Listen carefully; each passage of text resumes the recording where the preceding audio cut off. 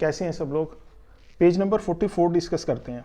मेरे नोट्स मेरे YouTube channel पे गिवन है, वहाँ से डाउनलोड कर सकते हैं और अपने साथ में नोट्स का प्रिंट आउट लेकर के बैठें। पेज नंबर 44 में 2-3 टॉपिक डिस्कस किए गए हैं। The first one topic is Mayer's relation. Mayer's relation CP minus CV is equal to R। तो CP क्या रहता है, constant specificated constant pressure, CV है स्पेसिफिकेटेड कॉन्स्टेंट वॉल्यूम। तो इन दोनों के बीच का डिफरेंस आप कैलकुलेट करते हो तो R के बराबर आता है। R is gas constant. 8.31 इसकी वैल्यू होती है जूल में, कैलोरी में 1.99। तो एक ये रिलेशन का डेरिवेशन सीखेंगे सबसे पहला। इसके बाद में रेशो ऑफ स्पेसिफिक हीट्स। तो स्पेसिफिक हीट्स यानी CP और CV का रेशो, तो गामा से इसको डिनोट करते हो। Gamma is equal to CP upon CV। तो गामा का जनरल एक्सप्रेशन ऑब्टेन करना सीखोगे। जनरल एक्सप्रेशन इसका 1 + 1/f/2 where f is degree of freedom. ये रिलेशन हम डिराइव करेंगे और इस रिलेशन की हेल्प से आप मोनोएटॉमिक गैसेस के लिए, डायटोमिक गैसेस के लिए, ट्राइटोमिक गैसेस के लिए गामा की वैल्यू आसानी से कैलकुलेट कर सकते हैं। डिग्री ऑफ फ्रीडम की वैल्यू आपको पता होनी चाहिए। मोनोएटॉमिक गैस के लिए कितना है, डायटोमिक गैस के लिए कितना है, ट्राइटोमिक गैस के लिए, वो वैल्यू इसमें रिलेशन में पुट करके आसानी से कैलकुलेट कर सकते हैं गामा की वैल्यू। तो चलिए इसमें मेयर्स रिलेशन से स्टार्ट कर रहे हैं। The relation is CP minus CV is equal to R। CP is specificated constant pressure, CV is specificated constant volume and R is gas constant. तो इसमें सबसे पहले एक बात याद रखनी है आपको कि भाई CP की वैल्यू ज़्यादा होती है, CV की वैल्यू कम होती है।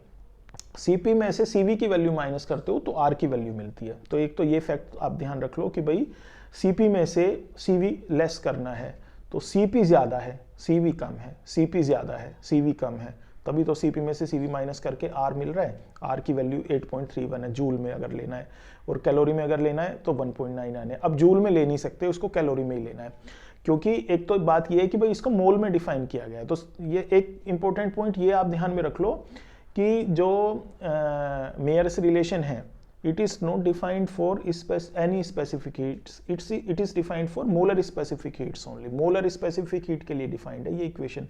CP minus CV equal to R is defined for for 1 mole only, for molar specific heats only. molar specific heat का मतलब होता है कि molar specific heat की बात करो तो it is the heat required to raise temperature of 1 mole keeping pressure constant। और इसी तरीके से CV specific heat required for raise 1 temperature of 1 mole keeping volume constant।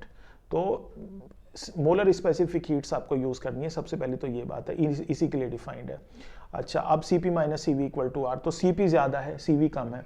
तो अब इसमें चलो सबसे पहले एक ये बात समझना जरूरी है कि CP ज़्यादा क्यों है, CV कम क्यों है। तो सबसे पहले इसी पॉइंट को मैं डिस्क्राइब करता हूँ कि वाई CP इज ग्रेटर।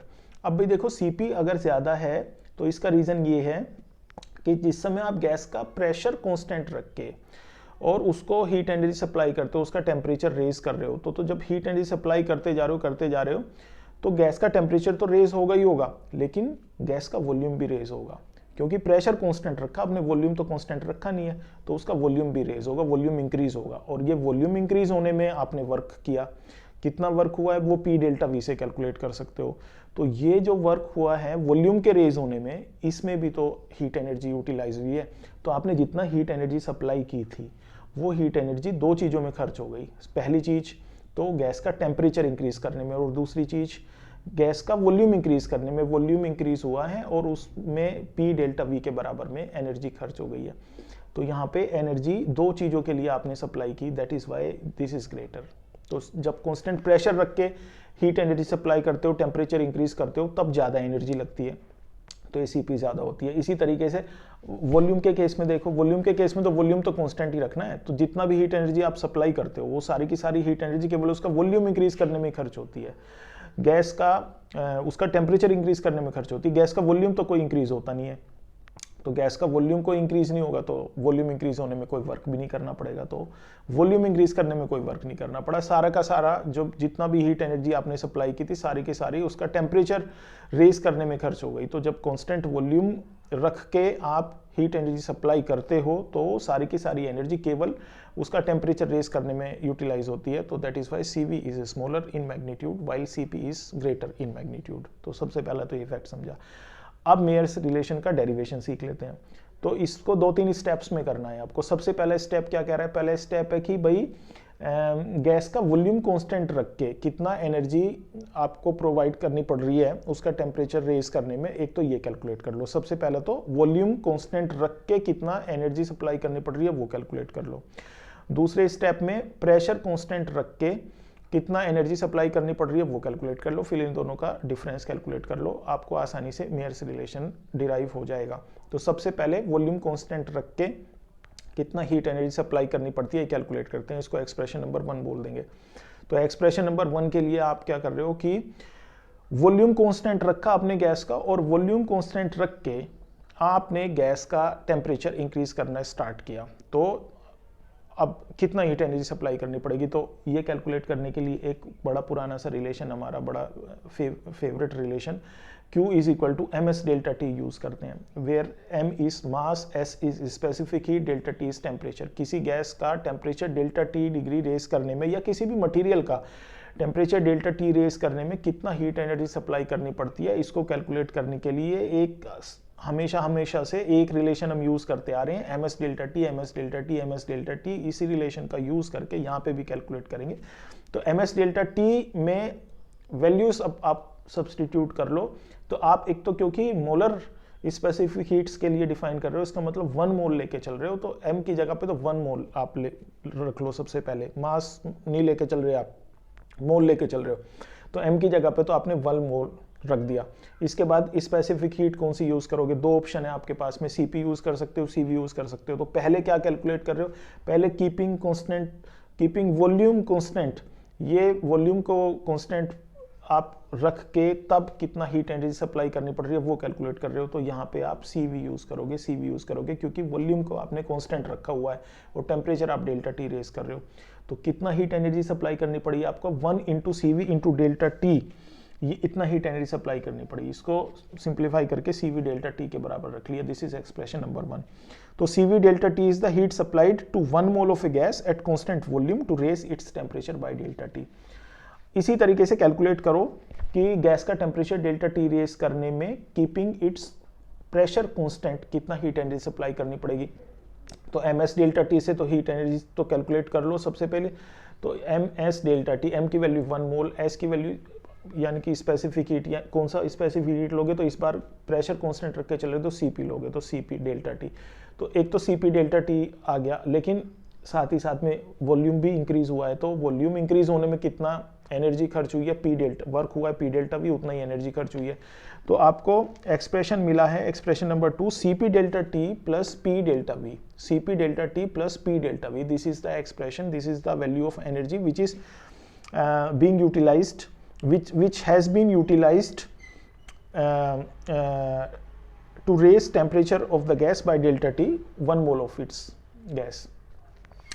तो आप देख रहे हो कि ये expression number 2 is larger by amount P delta V, heat supplied to raise the temperature by delta T is lesser for the expansion under constant volume and is greater for the expansion under constant pressure by a term P delta V।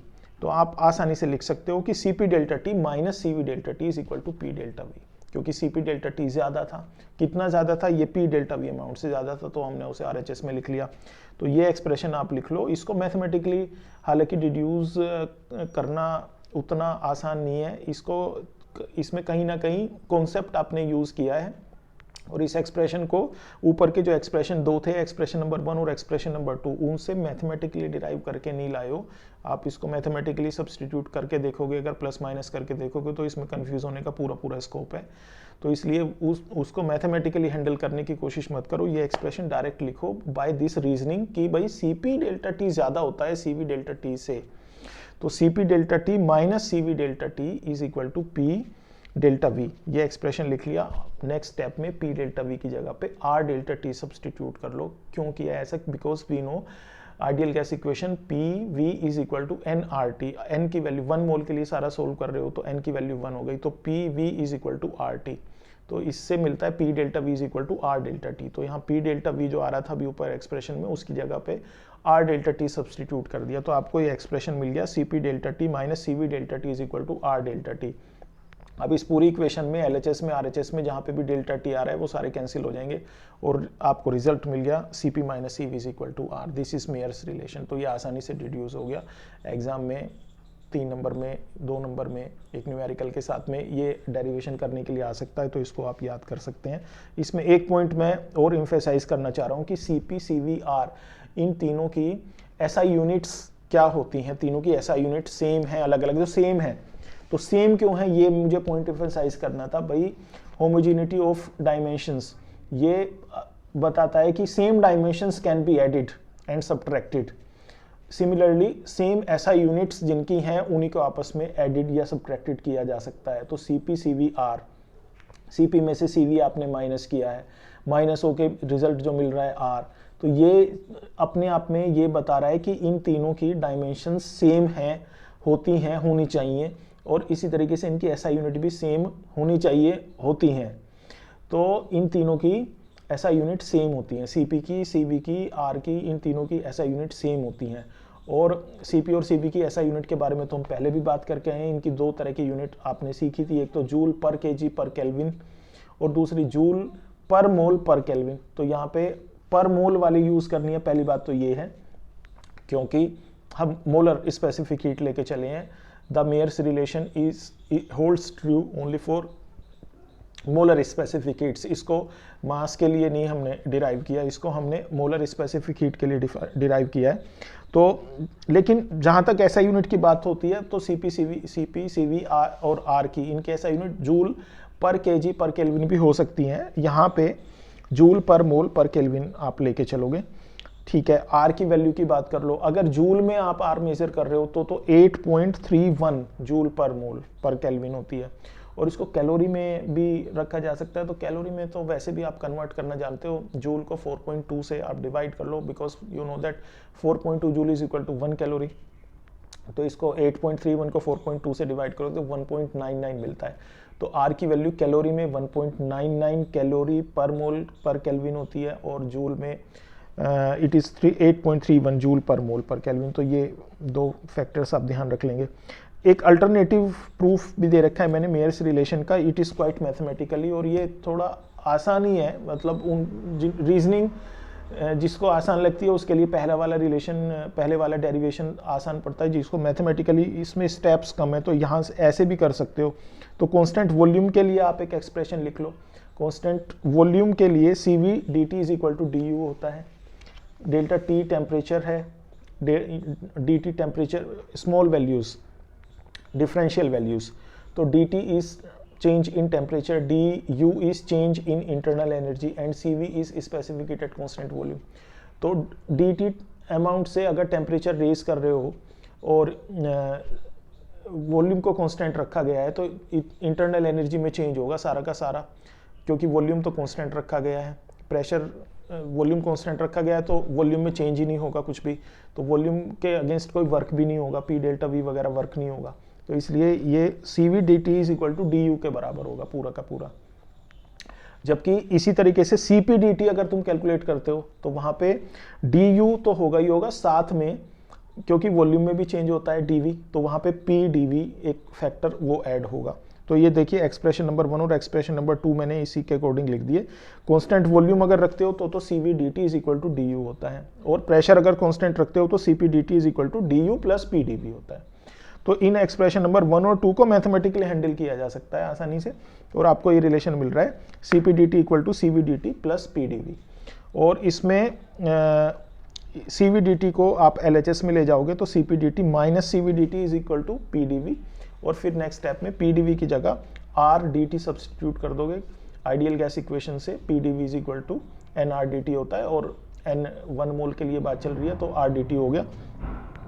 तो P dv की जगह R dt आपने substitute कर दिया। अब LHS में RHS में सब जगह dt है, ये कैंसिल हो जाएगा, तो आपको एक्सप्रेशन मिल गया सीधा सा CP minus CV is equal to R। तो हैंस प्रूव्ड। तो ये इस तरीके से भी कर सकते हो। नाउ स्पेसिफिक हीट रेशो, इसकी बात करते हैं। रेशो ऑफ स्पेसिफिक हीट से मतलब क्या है? स्पेसिफिक हीट 2 तरीके की हैं, एक तो CP है CV है। तो CP अपॉन CV इन दोनों का ratio CP upon CV is defined as gamma. Gamma ratio of specific heat कहलाता है and it is defined as CP upon CV। तो ये तो गामा की डेफिनेशन हो गई। अब इसके लिए एक जनरल एक्सप्रेशन हम ऑब्टेन करना सीखेंगे, और एक्सप्रेशन जो हमें मिलेगा वो मिलेगा gamma is equal to 1 + 1/f/2। ये इसका जनरल एक्सप्रेशन है। तो ये जनरल एक्सप्रेशन ऑब्टेन करना सीख लेते हैं। तो स्टार्ट कैसे कर रहे हैं, अब देखिए सबसे पहली लाइन है इस टॉपिक की, और वो है एवरेज काइनेटिक एनर्जी पर molecule of an ideal gas. Average kinetic energy एक मॉलिक्यूल की आइडियल गैस की वो कितनी होती है पर डिग्री ऑफ फ्रीडम के हिसाब से, इक्विपार्टीशन लॉ के हिसाब से 1/2 kT होती है। तो यहाँ पे अगर डिग्री ऑफ फ्रीडम f दे रखा है तो f से मल्टीप्लिकेशन हो जाएगा, तो it will be 1/2 f kT, where k is Boltzmann constant, t is temperature, f is degree of freedom. तो एवरेज काइनेटिक एनर्जी एक मॉलिक्यूल की होती है 1/2 f kT। ये एक्सप्रेशन से स्टार्ट कर रहे हैं, और ये वैल्यू तो ध्यान में भी रखनी है आपको। इक्विपार्टीशन लॉ ये कहता था कि पर डिग्री ऑफ फ्रीडम गैस के मॉलिक्यूल की एनर्जी 1/2 kT होती है।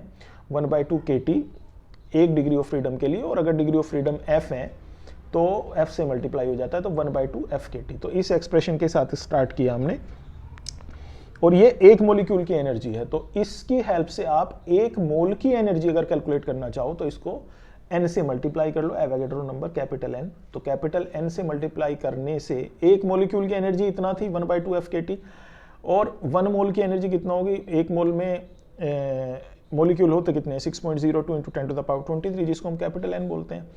तो ये कैपिटल N से आपने मल्टीप्लाई कर दिया तो आपको 1 मोल की एनर्जी मिल जाएगी। तो 1 मोल की एनर्जी आपको मिल गई n × 1/2 f kT, and it becomes 1/2 f RT। यहाँ पे जो k है और n है, इन दोनों का प्रोडक्ट R के बराबर होता है। k बोल्ट्जमैन कांस्टेंट है, n एवोगैड्रो नंबर है, तो k और n का प्रोडक्ट R के बराबर होता है, R गैस कांस्टेंट।